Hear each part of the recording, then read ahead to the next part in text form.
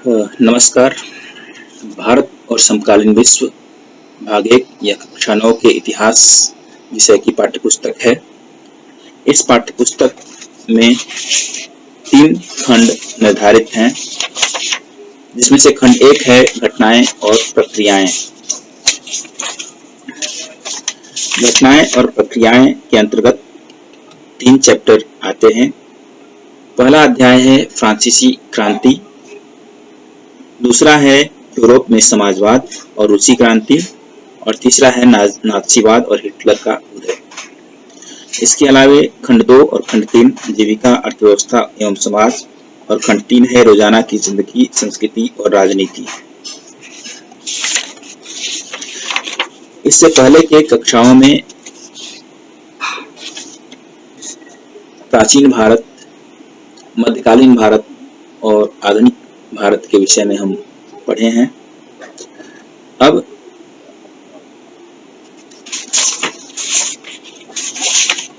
जो है आधुनिक विश्व के इतिहास की शुरुआत होती है, जिसमें पश्चिमी सभ्यता, पश्चिमी देशों में घटी घटनाएं जिन्होंने आधुनिक समाज को प्रभावित किया के विषय में पढ़ना है। पहले इतिहासकार आधुनिक विश्व के इतिहास में केवल पश्चिमी दुनिया के इतिहास को ही रखते थे। ऐसा लगता जैसे परिवर्तन और शारीरिक तरक्की सिर्फ पश्चिमी देशों में ही हुई है। हम अफ्रीका या एशियाई देशों या दक्षिण अमेरिका के देशों के इतिहास को उतना महत्व से नहीं देखा जाता था, लेकिन अब इतिहासकार बहुत सालों से इन स्थापना पर सवाल खड़ा करते आ रहे हैं। हर एक समाज में परिवर्तन का अपना इतिहास होता है। इतिहास केवल राजा महाराजा का इतिहास नहीं, बल्कि किसान, श्रमिक और जनसाधारण का इतिहास भी इतिहास होता है। विभिन्न समाजों ने हो रहे बदलावों को किस तरह अनुभव किया और उन्हें कैसे शक्ल दी है, ये सब इतिहास में हमें देखना समझना है। एक समाज में हुए बदलाव का असर दूसरे समाज में भी देखा जाता है। जैसे भारत व अन्य उपनिवेशों की घटनाओं ने यूरोप को प्रभावित किया। अर्थात इतिहास में घटनाएं एक कड़ी से जुड़ी हुई होती हैं। वो सहसा नहीं घटती हैं, बल्कि उनके पीछे रीजन होता है, कारण होता है, और उसकी कड़ियां दूसरे घटनाओं से जुड़ी हुई होती हैं। समकालीन विश्व का इतिहास सिर्फ उद्योग और व्यापार, विज्ञान और प्रौद्योगिकी, रेलवे और सड़कों का इतिहास नहीं है। यह वनवासियों, चरवाहों, घुमंतू काश्तकारों और छोटे किसानों का भी हिस्सा है। इन सभी सामाजिक समूहों ने आज की दुनिया को आज जैसा बनाने में अपना योगदान दिया है। हमें इन आगे के चैप्टर में इसी विविधता भरी दुनिया के बारे में पढ़ना है। हमारा पहला अध्याय है फ्रांसीसी क्रांति। फ्रांसीसी क्रांति मानव इतिहास की अमूल्य घटना है, महत्वपूर्ण घटना है। इस राज्य क्रांति ने उपनिवेशवाद विरोधी आंदोलनों को प्रभावित किया। उपनिवेशवाद विरोधी आंदोलनों के नेताओं ने इस राज्य क्रांति से प्रेरणा ली। समानता, स्वतंत्रता और बंधुत्व जैसे विचार अन्य राष्ट्रों के लिए भी आधारभूत सिद्धांत बन गए हैं। इस राज्य क्रांति ने राजा के दैवीय सिद्धांतों के अधिकार, सामंती विशेषाधिकार को समाप्त कर प्रजातांत्रिक मूल्यों के विकास का मार्ग प्रशस्त किया। सवाल यह उठता है कि फ्रांसीसी क्रांति की शुरुआत कैसे हुई। हम लोग पहले ही देखें कि कोई भी घटना सहसा नहीं घटती है, बल्कि उसके पीछे की भूमिका तैयार होते रहती है एक लंबे समय से। फ्रांस में उस समय निरंकुश शासन था। बुर्बो राजवंश का शासन वहां चल रहा था। लुई 14वां जब शासक बना था तो उसका एक उक्ति बहुत प्रचलित है, मैं ही राज्य हूं और मेरे शब्द ही कानून है। यह निरंकुशता का बोध था। इस क्रांति की शुरुआत 14 जुलाई 1789 को 1789 को सैकड़ों लोगों द्वारा के हुजूम द्वारा सम्राट की निरंकुश शक्ति का प्रतीक बास्तिल किले की जेल को तोड़कर समस्त कैदियों को छुड़ाकर किया गया।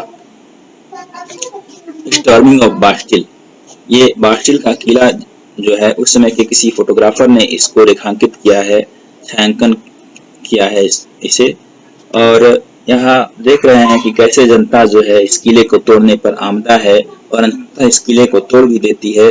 और वहाँ बंद, हालांकि कैदियों की संख्या बहुत ज्यादा नहीं थी, 7 थी, फिर भी यह घटना अपने आप में बहुत ही महत्वपूर्ण हो गई।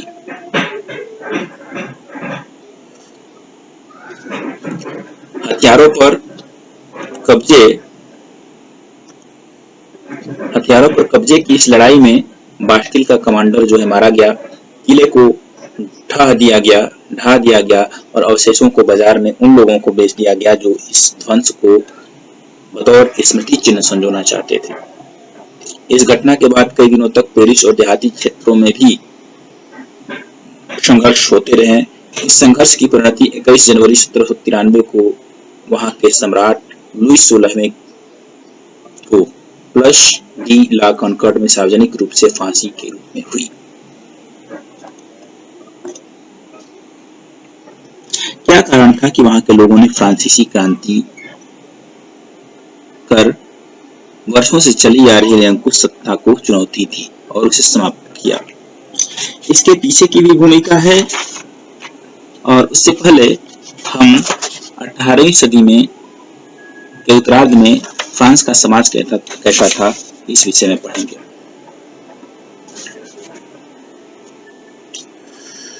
1774 में बुर्बो राजवंश का लुई 16वां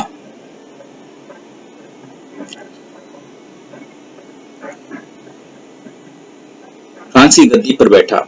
उसका विवाह ऑस्ट्रिया की राजकुमारी मैरी एंथोनेट से हुआ था, जो अपने फिजूल खर्ची के लिए प्रसिद्ध थी। फ्रांसीसी सरकार का राजकोष निरंतर चले आ रहे युद्धों और अमेरिकी स्वतंत्रता संग्राम में सहायता देने के चलते खाली हो गया था। सेना के रखरखाव, राज दरबार, सरकारी कार्यालयों, विश्वविद्यालयों को चलाने के लिए धन की आवश्यकता थी, और इस धन की आवश्यकता को पूरा करने के लिए करों में वृद्धि की गई, और यह कर केवल तीसरे स्टेट के लोगों को चुकाया जाना था।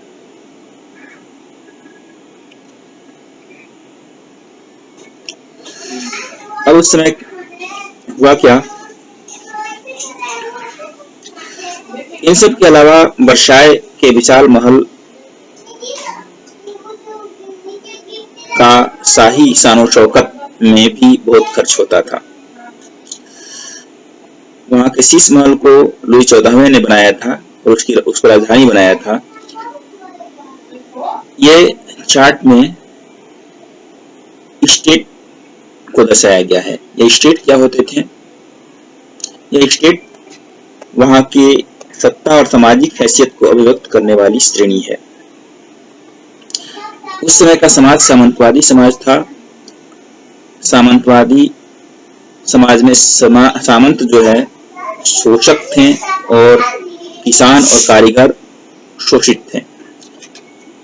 उस समय का समाज 3 स्टेट में बटा था। सिर्फ तीसरे स्टेट के लोग ही कर अदा करते थे।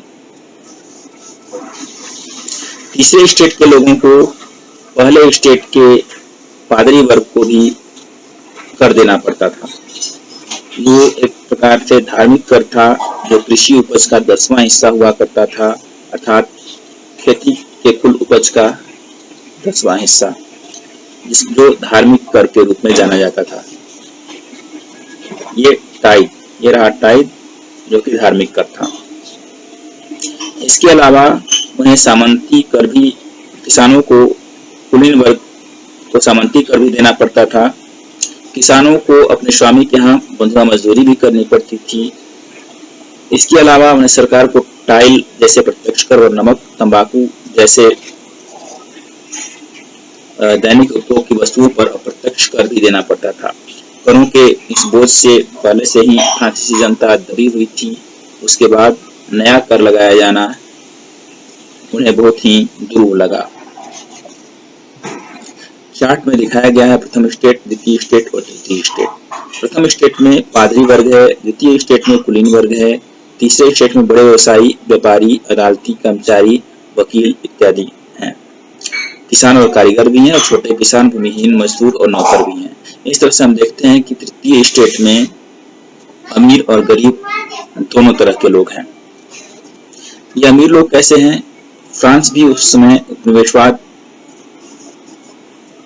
में कूद चुका था और यहाँ के जो व्यवसायी थे वो समुद्रपारीय व्यापार से अकूत धन संपत्ति अर्जित किए थे।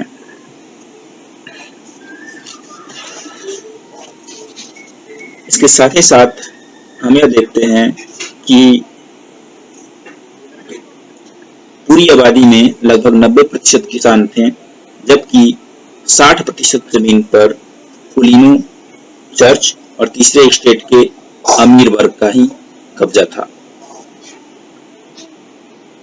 अर्थात अधिकांश लोग भूमिहीन किसान मजदूर थे।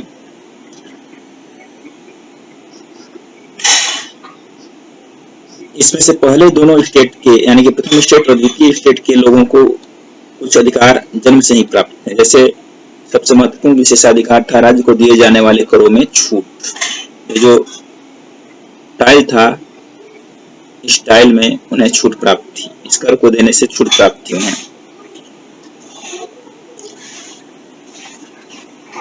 इसके अलावे हम देख रहे हैं कि किस तरह से निचले तबके को शोषण किया जा रहा है, चर्च के द्वारा भी और सामंतों के द्वारा भी और सरकार के द्वारा भी।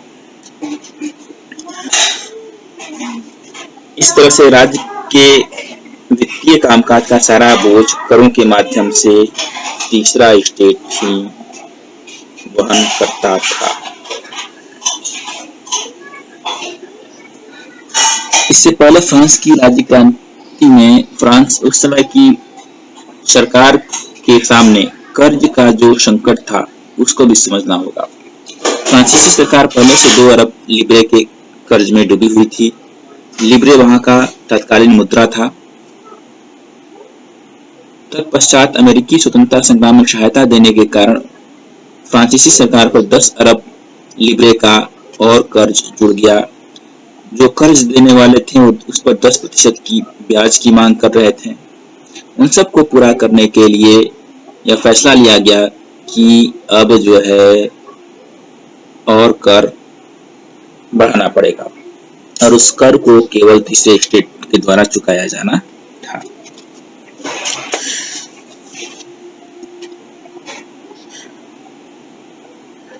अगला टॉपिक है जीने का संघर्ष।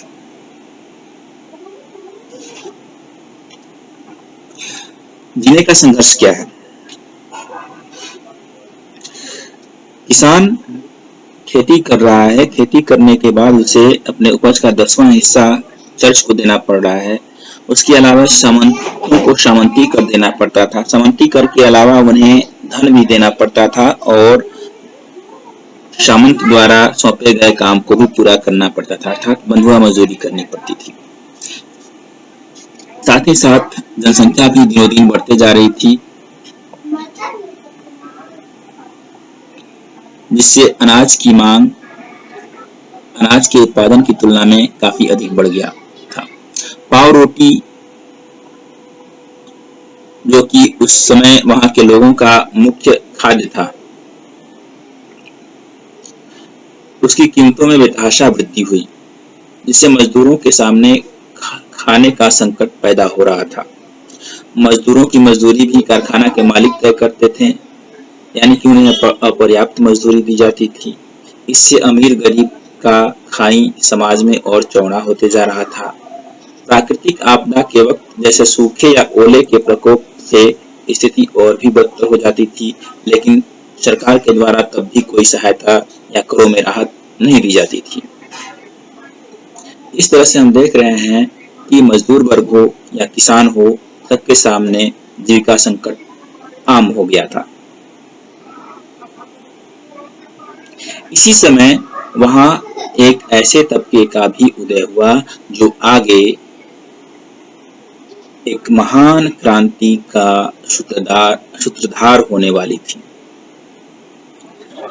वो था मध्य वर्ग या बुजुर्गा वर्ग।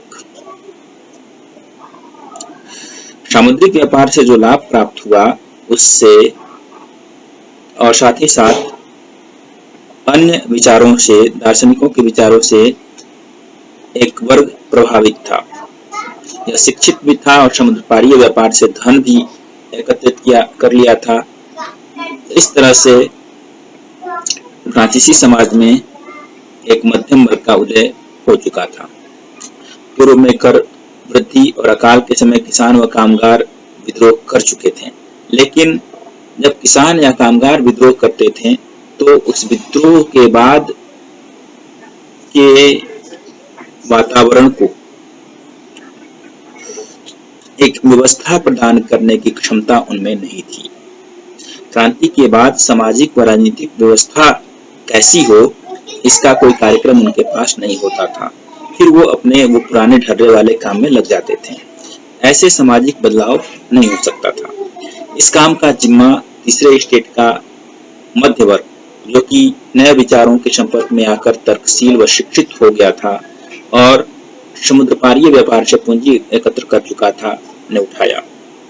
इस वर्ग में व्यापारी के अलावे प्रशासनिक सेवा, वकील व अन्य पेशेवर वर्ग के लोग शामिल थे।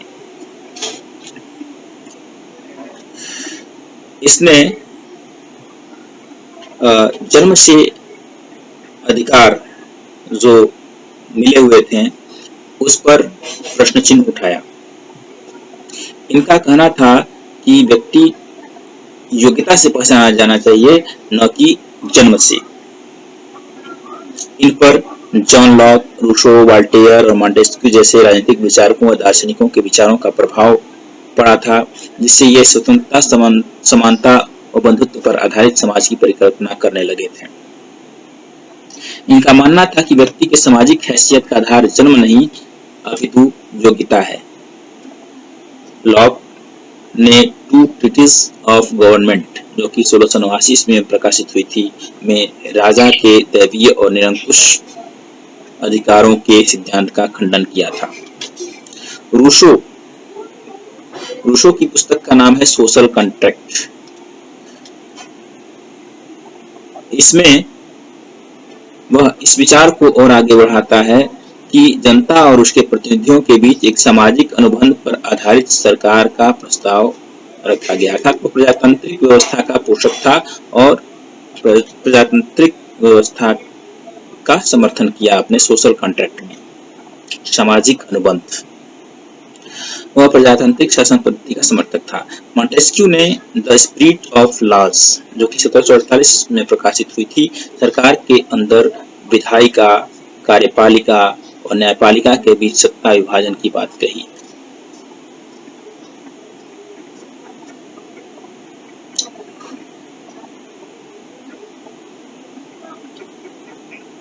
इस तरह वह विशेषाधिकारों पर सवाल खड़ा करने लगा और योग्य ऐसे समाज का परिकल्पना करने लगा जिसमें स्वतंत्रता, समानता व बंधुत्व की भावना हो। संयुक्त राज्य अमेरिका में 13 उपनिवेश इसी समय 1786 ईस्वी में आजाद हुए थे और अपने संविधान में व्यक्तिगत अधिकारों की गारंटी को तवज्जो दिया था। व्यक्तिगत अधिकार क्या है? जो कि मौलिक अधिकार हैं। उसमें संयुक्त राज्य अमेरिका ने, चूंकि वहां का संविधान जो है लिखित संविधान है, तो उसमें व्यक्तिगत अधिकारों की गारंटी को तवज्जो दिया गया और उसे यह फ्रांस के राजनीतिक चिंतकों के लिए भी प्रेरणा का महत्वपूर्ण स्रोत था। दार्शनिकों के पुस्तकों और अखबारों को आम लोगों के बीच पढ़े लिखे लोग जोर जोर से पढ़ते थे। ताकि अनपढ़ भी उन्हें समझ सकें और उससे प्रभावित हो सकें। इसका भी प्रभाव पड़ता था। इसी समय सम्राट द्वारा नए कर लगाए जाने की खबर से विशेषाधिकार वाली व्यवस्था के विरुद्ध मध्यम वर्ग में गुस्सा भड़क उठा। अब आगे जो देख रहे हैं इसमें दो चित्र हैं। एक फ्रांस का पॉलिटिकल मैप है। फ्रांस के एक तरफ देख रहे हैं इंग्लिश चैनल है और उसके बाद जो है इंग्लिश चैनल यूनाइटेड किंगडम से फ्रांस को अलग करती है। उसके उत्तर में ही बेल्जियम है जिसकी सीमा नीदरलैंड से मिली हुई है। फ्रांस की सीमा जर्मनी, बेल्जियम, स्विट्जरलैंड, इटली से मिली हुई है और एक तरफ से स्पेन से भी मिली हुई है।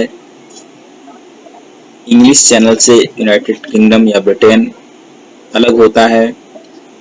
उसके पश्चिम की तरफ बे ऑफ बिस्के है और दक्षिण में स्पेन और मेडिटेरेनियन सी है।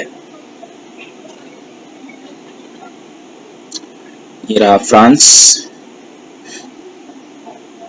जिसकी आज की राजधानी पेरिस है और पेरिस के बगल में ही वर्साय है, वर्सेलिस के नाम से, जिसे हिंदी में वर्साय कहा जाता है। अब है दूसरा चित्र। दूसरे चित्र में एक दिखाया गया है कि जीविका का संकट कैसे उत्पन्न होता है। इसमें खाली बॉक्स में इन शब्दों को भरना है या क्रियाकलाप है।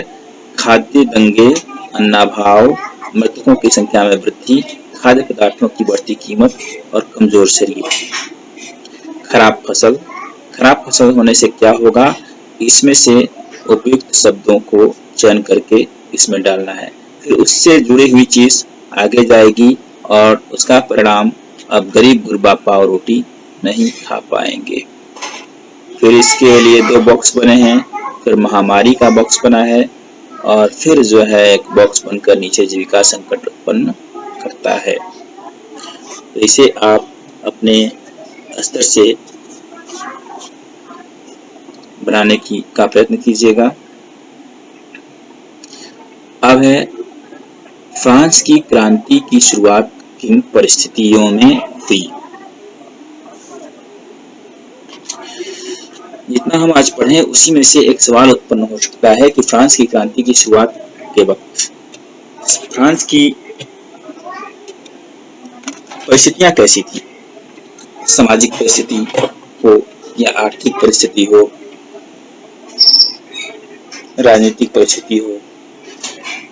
सामाजिक परिस्थिति में क्या आएगा। सामाजिक परिस्थिति समाज का वर्ग विभाजन तीन भागों में था, प्रथम, द्वितीय और तृतीय स्टेट। ये सामाजिक हैसियत दर्शाते थे। प्रथम स्टेट में पादरी वर्ग, द्वितीय स्टेट में कुलीन और तृतीय स्टेट में व्यवसायी, वकील, प्रशासनिक कर्मचारी, किसान, मजदूर, नौकर इत्यादि साधारण लोग आते थे। पहले दोनों स्टेट के लोगों को विशेषाधिकार प्राप्त थे, उन्हें करों में छूट प्राप्त था, जबकि तीसरे स्टेट के लोग करों के बोझ से दबे हुए थे। उन्हें राज्य को प्रत्यक्ष कर भी, जो कि टाइल जिसका नाम था, के साथ साथ दैनिक उपभोग की वस्तु पर अप्रत्यक्ष कर भी देने होते थे। साथ में वे कुलीनों को सामंती कर व चर्च को धार्मिक कर टाइल भी देते थे। आर्थिक परिस्थिति कैसी थी अथवा सामाजिक परिस्थिति। समाज में सामंत और किसान के बीच बंधुआ मजदूर और मालिक का संबंध था। सामंत किसानों को, कारीगरों को चोंक की भांति चूसते रहते थे। उनके जिम्मे कोई काम नहीं था, वो बैठे बिठाए खाते रहते थे। अगला है आर्थिक परिस्थिति। उस समय आर्थिक परिस्थिति कैसी थी। जैसा कि हम पढ़े हैं, युद्धों व अमेरिकी स्वतंत्रता संग्राम में सहायता देने के कारण राजकोष खाली था। फ्रांस पर 10 अरब लिब्रे से भी अधिक का कर चढ़ा था। 2 अरब पहले से कर्ज था। कर्जदाता 10% ब्याज की मांग कर रहे थे। परिणाम स्वरूप फ्रांस की सरकार अपने बजट का बड़ा हिस्सा बढ़ते कर्ज को चुकाने के लिए मजबूर थी। अपने नियमित खर्च जैसे सेना का रखरखाव हुआ, राज दरबार हुआ, सरकारी कार्यालय व विश्वविद्यालय को चलाने के लिए फ्रांस की सरकार करों में वृद्धि के लिए बाध्य हो गई। लेकिन सरकार के ये कदम नाकाफी थे। बढ़ती हुई जनसंख्या के कारण खाद्यान्न की मांग में उत्पादन की तुलना में भारी वृद्धि हुई। उत्पादन कई कारणों से प्रभावित होता था, जैसे ओला हुआ, सूखा हुआ। लेकिन जब खाद्यान्न का उत्पादन घट जाता था या खाद्यान्न उपज जो है प्राकृतिक प्रकोप के कारण नहीं हो पाता था, उस समय भी किसान व कृषक वर्ग को सरकार से कोई सहायता नहीं मिलती थी, करों में कोई छूट प्राप्त नहीं होता था।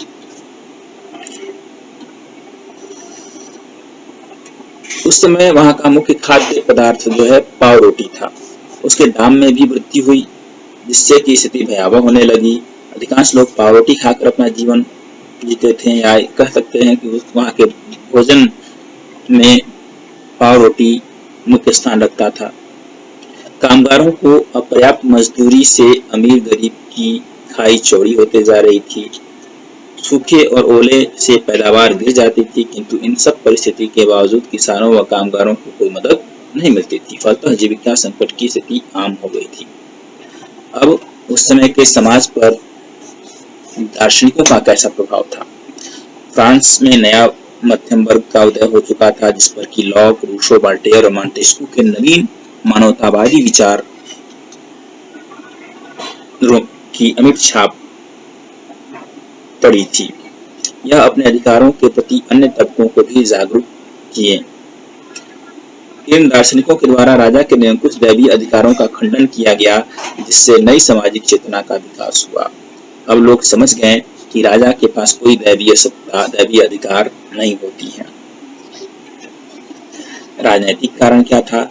लुई 16वां और उसकी रानी मैरी एंटोने भोग विलास के जीवन में व्यतीत कर रहे थे। उन्हें जनता के सुख सुविधा से कोई मतलब नहीं था। रानी अपने फिजूल खर्ची के लिए बदनाम थी। वर्षाय का भड़कीला दरबार और उसकी शान शौकत में अंधाधुंध खर्च जनता की स्थिति को मुंह चिढ़ाती थी। ये रहा हमारा आज का टॉपिक। आगे के टॉपिक को हम आगे पढ़ेंगे, जिसमें क्रांति की शुरुआत के विषय में पढ़ेंगे। कैसे शुरुआत हुई, कैसे फैली और कैसे राजा की सत्ता चली गई। उस समय फ्रांस में राजतंत्र का उन्मूलन हुआ और गणतंत्र की स्थापना हुई। आतंक का राज्य खत्म हुआ। साथ ही साथ हम यह भी पढ़ेंगे कि क्या महिलाओं के लिए भी क्रांति हुई। महिलाओं पर इस क्रांति का कोई प्रभाव पड़ा? दास प्रथा पर इसका कुछ प्रभाव पड़ा? इन सब विषयों के बारे में भी इस फ्रांसीसी क्रांति के अध्याय के अंतर्गत पढ़ा जाएगा। आज के लिए इतना ही। धन्यवाद।